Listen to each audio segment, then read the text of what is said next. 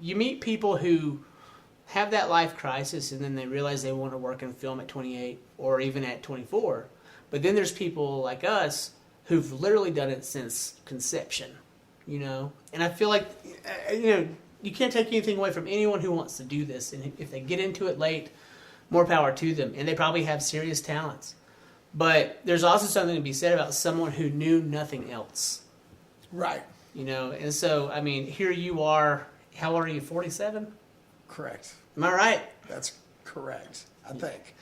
You're 47, and I feel like you're just now getting to the good part of your career. Maybe not just now.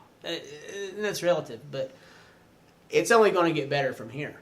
I just don't see you dropping off.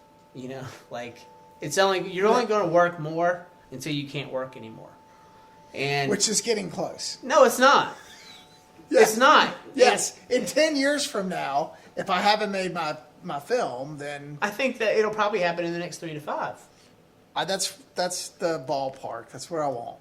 I mean, but see, but back to the point of selling the script or not. I don't think you're going to sell that script. I think you're going to make it.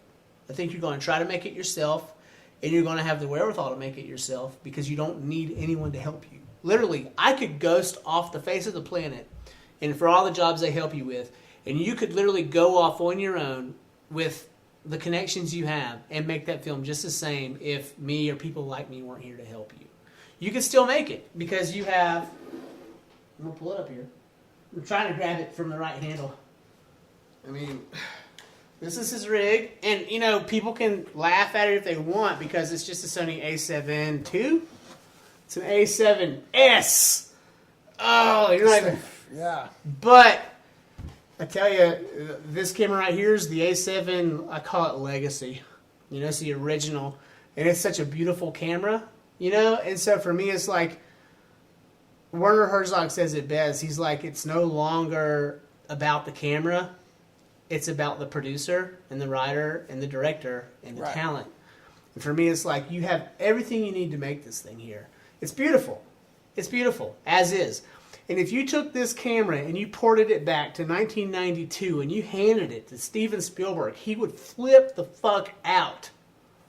And he wouldn't know what to do with himself. And this would become the standard in 92. And he would shoot on this if he knew how to. If he knew how to take the SD cards onto a computer, which didn't exist yet. Right. They were still doing tape. Yeah. But this camera would be so above bar in like the early 90s. You know, and now people look at it and go, it's just a fucking A7S. What are you doing? It's a piece of shit. Why aren't you on an R5? Why aren't you on a C500? Why don't you have a this? Red. Why aren't you on a red? You know, you should get a red. Reds are cooler than those fucking stupid A7Ss. They are, though. They are.